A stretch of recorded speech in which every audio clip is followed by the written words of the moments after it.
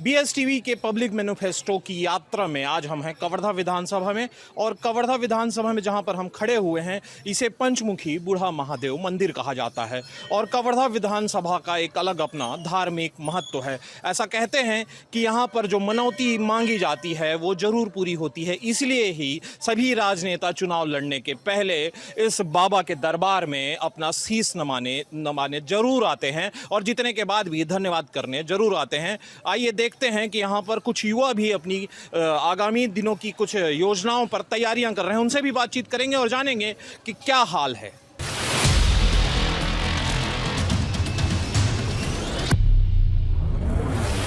मंदिर के सामने एक दीदी हैं जो लगातार कई वर्षों से यहाँ पर नारियल और फूल की सेवाएं दे रही हैं। उनसे बात करते हैं। यदि हम राजनीति की बात करें दाई, तो तोला आवास और सरकारी सुविधा सब मिलत है कि नहीं मिलत? नहीं मिलत भैया, कुछ भी सुविधा नहीं मिलत।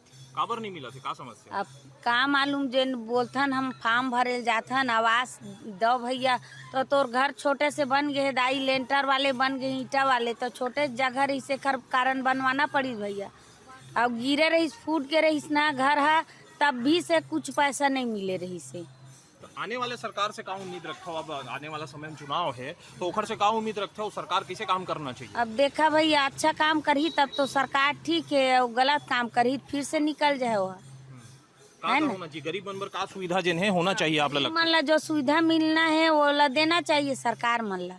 चावल मिलते हैं आप हर महीने? चावल मिलते भैया। हाँ, तो नेता कबू आते? आपके जन विधायक है मोहम्मद मंत्री अकबर है, वो यहाँ आते मंदिर में? आप कबू आज जात कबू मिले हो आप? अब हमन ला पता नहीं है भैया, हमन तको बे नहीं देखे हैं।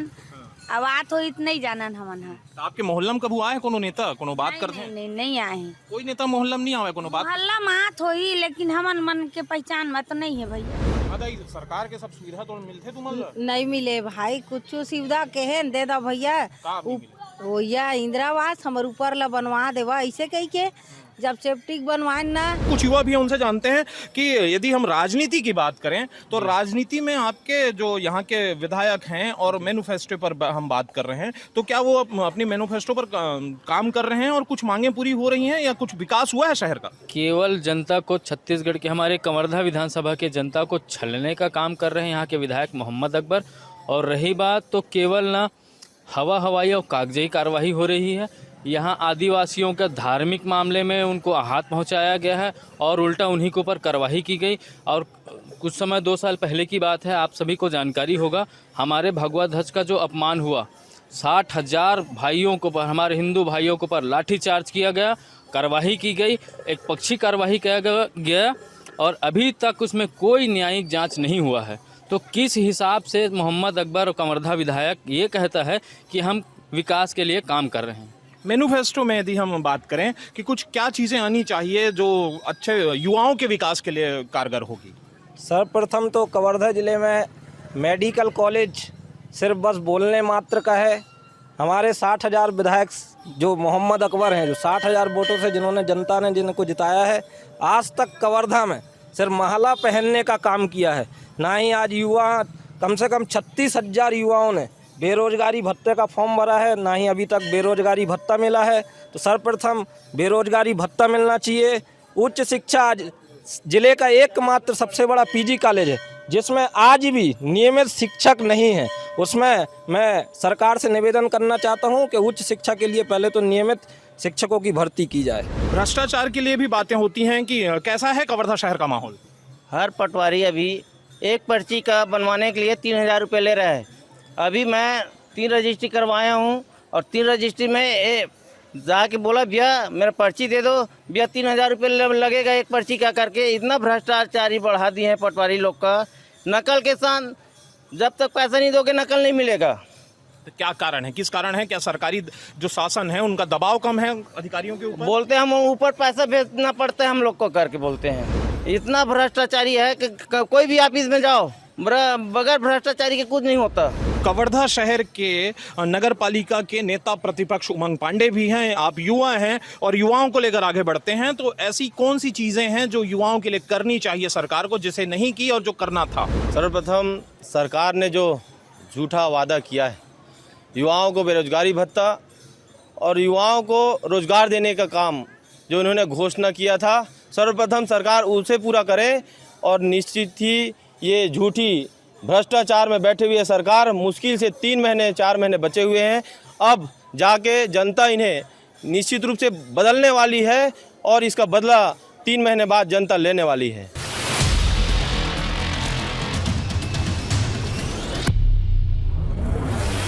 जन घोषणा पत्र की यात्रा पर हैं आज हम, और आज कवर्धा विधानसभा के पीजी कॉलेज, एकमात्र पीजी कॉलेज में पहुंचे हुए हैं। यहाँ कुछ युवा हैं जो अपनी भर्ती को लेकर लाइन पर लगे हुए हैं और अपने फॉर्म भर रहे हैं। साथ ही उनसे जानते हैं, इनमें से कुछ युवा हैं जो पहली बार मतदान भी करेंगे आने वाले चुनाव में। तो इनसे जानते हैं, भैया आप लोग इस बार यहाँ लाइन लगे हुए हो, किस लिए खड़े हुए यहाँ? एडमिशन सेकेंड ईयर के लिए। सेकेंड ईयर में? हाँ।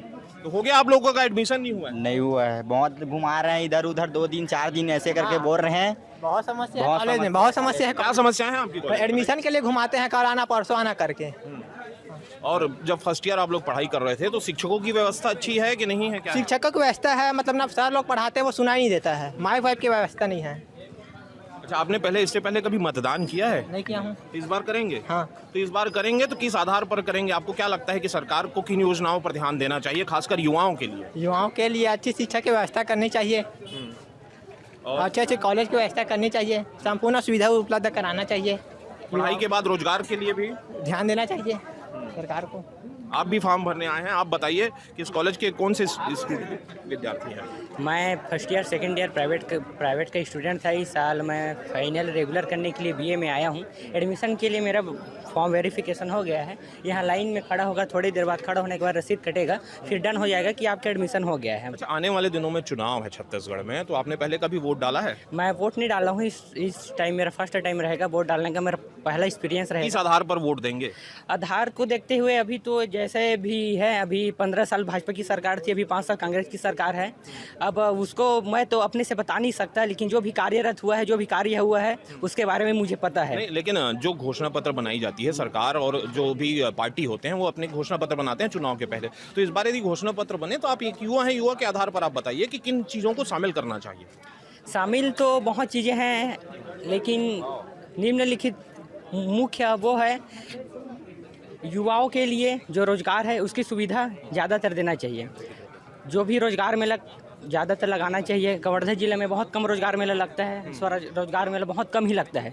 तो रोज़गार के माध्यम से युवा को उत्साहित करें, प्रेरित करें, जिससे वो प्राइवेट सेक्टर में भी जा सके और गवर्नमेंट सेक्टर में भी जा सके। छत्तीसगढ़ सरकार का आपने कामकाज देखा है, भूपेश सरकार का, वो कैसा काम कर रहे हैं? उनका काम बहुत ही अच्छा लगा है। आने वाले सीजन में, आने वाले चुनाव में, क्योंकि वो अपने बजट में लाए हैं। मैं स्टेनोग्राफर का छात्र हूँ, मैं स्टेनो पास हूँ।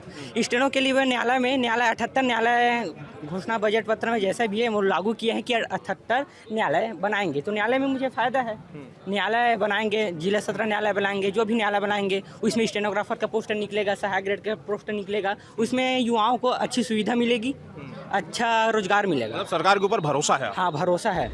एडमिशन लेने आए हैं सर यहाँ, लेकिन यहाँ सीट फुल हो गया है, एडमिशन नहीं हो पा रहा है, निराशा ही हाथ लगी और क्या है। तो आपकी मांग ये हो सकती है कि यहाँ सीट ज़्यादा होनी चाहिए, ज़्यादा होनी चाहिए सर, ज़्यादा होनी चाहिए। और ऐसा है अगर लिस्ट में आपका नाम आ गया है तो उसका एडमिशन कभी भी ले, उसका जगह किसी और को ना दे, क्योंकि जगह तो मेरिट लिस्ट द्वारा इसका हो गया था। लिस्ट में आपका नाम आया था, लेकिन पता नहीं चल पाया, कुछ कारणवश हम कॉलेज ना आ पाए उस दिन, लेकिन एडमिशन नहीं हो रहा है। अभी गए फिर भी एडमिशन नहीं ले रहे हैं कि सीट फुल हो गया करके, अब निराशा यहाँ। जन घोषणा पत्र की बात कर रहे हैं चुनाव में, तो इस कॉलेज में ज़्यादा संख्या में परीक्षार्थी बैठ सकें, ऐसी व्यवस्था होनी चाहिए, आपका कहना है? हाँ सर।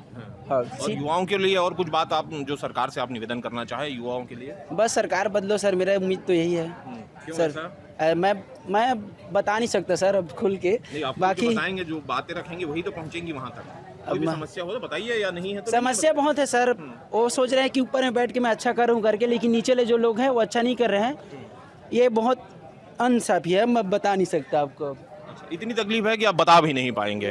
जी, आप अपनी बात बताएं। आपने इससे पहले कभी वोट डाला है? नहीं डाला है। इस बार वोटिंग प्रक्रिया में आप शामिल होंगे? हाँ, होंगे। हाँ, तो किस आधार पर वोट देंगे और किसको वोट देंगे, तो ये पूछना सही नहीं है, लेकिन किस आधार पर वोट देंगे, किसे देना चाहिए वोट? विकास के आधार पर वोट देंगे हम तो इस बार जन घोषणा पत्र यदि सरकार बनाती है या कोई भी पार्टी बनाती है तो उसमें किन बातों को होना चाहिए? आप एक युवा हैं, युवाओं की बात रखिए। युवाओं की बात रखें तो पहली बात तो गर्ल्स की सुरक्षा होनी चाहिए, और दूसरी बात होनी चाहिए अच्छी एजुकेशन। दो चीज़ बस चाहिए मेरे को, और कुछ नहीं चाहिए। अच्छे एजुकेशन में कैसे, मतलब क्या आपके कवर्धा विधानसभा में अच्छे कॉलेजेस होने चाहिए, मेडिकल कॉलेज, इंजीनियरिंग कॉलेज, इसी से कमी है या और कुछ मांग है? फिलहाल मेरे पास तो ये है कि मैं साइकोलॉजी का स्टूडेंट हूँ, तो मेरे को MA चाहिए साइकोलॉजी में, क्योंकि मेरे बाहर पढ़ाई करने जाना पड़ेगा और मैं कवर्धा का रहवासी हूँ, तो यहाँ कर सकता हूँ। अच्छा, यहाँ MA की कक्षा अभी तक नहीं है, साइकोलॉजी की तो नहीं। बाकी कॉलेज की पढ़ाई कैसी है बाकी लोगों के लिए? पढ़ाई अच्छी है, प्रोफेसर मैम भी अच्छी है, सब अच्छे हैं यहाँ। कवर्धा जिला एक कहा जाए तो बहुत विस्तृत है ना। यहाँ पर दूर दूर से बच्चे पढ़ने के लिए आते हैं, और दुर्भाग्य की बात ये है कि यहाँ के बच्चे विधि के जो छात्र छात्रा है उनको कहीं बाहर जाकर पढ़ना पड़ रहा है, जैसे कि बिलासपुर जाते हैं, राजनांदगांव जाते हैं, बालोद जाते हैं। इसलिए मैं शासन से ये गुहार लगाना चाहूँगा कि कवर्धा जिला है, यहाँ के लिए प्रॉपर रूप से विधि महाविद्यालय की भी स्थापना किया जाना चाहिए, ताकि हम छात्र छात्राओं को बाहर जाकर पढ़ाई न करना पड़े, अपना जो प्रॉपर जिले में रहकर हम पढ़ाई कर सके विधि महाविद्यालय का। आपने इससे पहले कभी वोट डाला है? जी, मैंने डाल दिया है, क्योंकि हमारे मोहल्ले में उपचुनाव हुआ था, तो मैंने एक बार वोट डाल चुका है। इस बार मतदान करेंगी तो किन आधार पर वोट होना चाहिए, और यदि जनता का घोषणा पत्र सरकार बनाती है तो युवाओं के लिए किन मुद्दों को आगे लाना चाहिए? युवाओं के लिए सर बेटर एजुकेशन पॉलिसी होनी चाहिए, और बस ये है कि भाई जो मोहल्ले के जो भी विकास होते हैं वो सब अच्छे से होने चाहिए, योजना अच्छी होनी चाहिए सर, और रोज़गार मिलनी चाहिए युवाओं को, वो सबसे ज़्यादा इम्पोर्टेंट है। हमारे साथ कुछ और स्टूडेंट्स हैं, उनसे जानते हैं कि कॉलेज में पढ़ाई ठीक ठाक होती है और कैसी व्यवस्थाएं हैं कॉलेज में। कॉलेज में पढ़ाई तो हो रही है ठीक ठाक, लेकिन अभी भी शिक्षकों का अभाव है, सीटों का अभाव है। आज भी हम देखते हैं कई विद्यार्थी जो हैं कॉलेज में एडमिशन के लिए लेके आते हैं, क्योंकि ये हमारे ज़िले का एक अग्रणी महाविद्यालय है। यहाँ सभी स्टूडेंट की एक आशा रहता है कि हमारा एडमिशन इस कॉलेज में हो जाएगा, लेकिन आज भी कई विद्यार्थियों को यहाँ एडमिशन नहीं मिल पाता है। तो सीट की अभी भी आवश्यकता है, और सीट बढ़ाने से ही कुछ नहीं होता। मुझे तो लगता है कि यहाँ कॉलेज खोलने की आवश्यकता है, क्योंकि आज भी बहुत स्टूडेंट है जो मजबूरी के कारण अपना पढ़ाई प्राइवेट में करते हैं, वरना सबको गवर्नमेंट कॉलेज मतलब इसी कॉलेज में PG कॉलेज में प्राइवेट रेगुलर ही पढ़ना है, प्राइवेट पढ़ाई करना किसी को पसंद नहीं है। अच्छा, एक और बात यहाँ पता चली है कि यहाँ के जो प्राचार्य हैं वो 3-4 कॉलेज का प्रभारी प्राचार्य हैं, तो ऐसे में कैसी व्यवस्था है और उनका शासन सुशासन कैसा है कॉलेज में? मैं पहले बताना चाहूँगा, यहाँ का जो प्राचार्य हैं उनके पास यहाँ पे 5 कॉलेज का प्रभार है, तो वो कैसे संभाल पाएगा एक व्यक्ति, बता। वो कहीं भी फ़ोन लगाएंगे, अगर गर्ल्स कॉलेज बोलेंगे तो वो PG कॉलेज में बैठा हुआ है, PG कॉलेज जाएंगे तो वो पंडरिया कॉलेज में बैठा हुआ है, पंडरिया कॉलेज जाएंगे तो वो लोहारा कॉलेज में बैठा हुआ है। ऐसे 4-5 जगह प्रभार लेके, तो एक कहीं न कहीं शासन की नाकामी है। इसके चलते एक व्यक्ति को 5-5 कॉलेज का प्रभार दिया है, कहीं की शासन कहीं नाकामी है। तो मतलब आप लोगों की एक प्रमुख मांग ये भी है कि एक स्थायी प्राचार्य इस महाविद्यालय में होना चाहिए। आपका क्या कहना है? आगामी दिनों में जैसे चुनाव होने हैं, जो पार्टियां हैं जन घोषणा पत्र बनाती हैं, आप एक युवा हैं और युवाओं के लिए किन योजनाओं को शामिल करना चाहिए? इसमें योजना को है तो रोजगार से संबंधित योजना और रोजगार का अवसर हम युवाओं को प्रदान करना चाहिए, क्योंकि हम लोग के लिए रोजगार मिलना बहुत ही मुश्किल हो चुका है, और रोजगार की व्यवस्था बस होनी चाहिए। और गर्ल्स के लिए जो सुरक्षा है उसको भी बढ़ावा देना चाहिए। मुझे लगता है कि जैसे गर्ल्स की सुरक्षा के लिए करना चाहिए कि गर्ल्स लोगों को कराटे सिखाना चाहिए। इसके लिए सरकार को निःशुल्क कराटे की शिक्षा देनी चाहिए, या फिर गर्ल्स को ऐसी कुछ ऐसे ट्रिक बताया जाए या फिर कराटे के थ्रू, जिससे वह अपनी रक्षा स्वयं कर सके। अच्छा, एक नया बस स्टैंड यहाँ बना है, कॉलेज से बहुत दूर है, तो आने जाने में भी कुछ समस्या होती है? जो नया बस स्टैंड बना है वो तो मुझे लगता है कि बहुत ही खराब जगह पर बना है, क्योंकि वहाँ पास आप देखोगे तो जाओगे तो वहाँ शराब खाना है नहीं। तो वहाँ से अगर बस स्टैंड था तो हम लोग कहीं भी आ जा सकते थे अकेले में। अगर हम लोग यहाँ बस स्टैंड पे छोड़ दिया जाए तो हम लोग ना अकेले अपने घर तक आ सकते थे, बट वहाँ पर अगर हम लोग को छोड़ दिया जाए तो हम रात को अकेले अपने घर नहीं आ सकते वहाँ से लेकर, क्योंकि तो वहाँ हर जगह देखो तो शराबी लोग बैठे रहते हैं। तो हम लोग हम सुरक्षित महसूस ही नहीं कर रहे हैं वहाँ पर। व्यवस्था कैसी होनी चाहिए? क्या है व्यवस्था? जो है वहाँ जो शराब भट्टी है उसको हटाया जाए वहाँ से।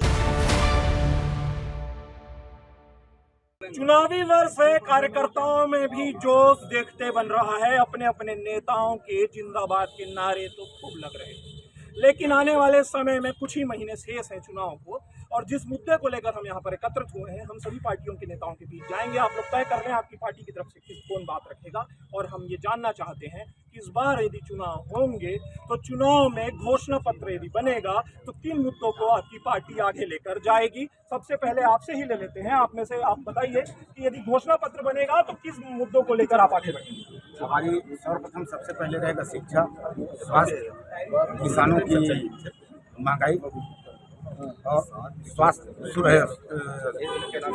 सुरक्षा व्यवस्था, ये जो है इसी पर हमारी फोकस है पूरे चुनाव में, पूरे कैंपेन में। तो क्या लगता है आपकी पार्टी लगातार मेहनत करेगी और इस हद तक कितने आंकड़ों को छू पाएगी? अब की बार हम सरकार बनाने की कगार पर हैं, मैं अभी तो नहीं कर सकता। सरकार बनेगी आपकी? जी जी जी जी। मुख्यमंत्री कौन होगा? हमारा मुख्यमंत्री का चेहरा भी बहुत जल्दी होगा, बहुत जल्द हमारे प्रत्याशी की भी घोषणा हो जाएगी। चुनाव के पहले हो जाएगी? चुनाव के पहले, बहुत पहले होगा। घर घर हमारी गारंटी कार्ड बटेगा हर घर में कि हम क्या क्या सुविधा देंगे। हर एक घर में हर एक परिवार को बिजली, पानी, शिक्षा, स्वास्थ्य, रोजगार, इस सभी पे बात हो रहा है। 10 साल से हमारे आम आदमी पार्टी दिल्ली गारंटी देंगे आप लोग? गारंटी देंगे, मतलब दिल्ली में दे रहे हैं सर, दिल्ली में दे रहे हैं, पंजाब में भी। आप लोगों की सरकार बनेगी तो युवाओं से लेकर किन मुद्दों को लेकर आप लोग अपनी सबसे पहले मैं बात करूंगा 3 जो बेसिक चीजें जो मूवी सुधार, तो बेटी बेचा था यार, हम तो दारू बस बेचा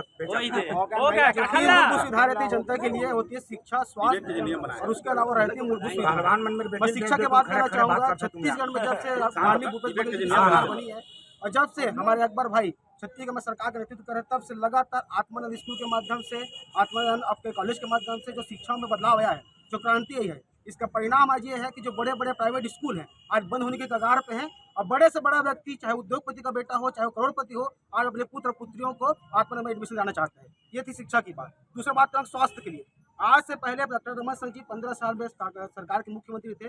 एक डॉक्टर होते भी उन्होंने पूरे छत्तीसगढ़ के हर जिले में हर हॉस्पिटल को उन्हें रिवर्स सेंटर बना दिया था।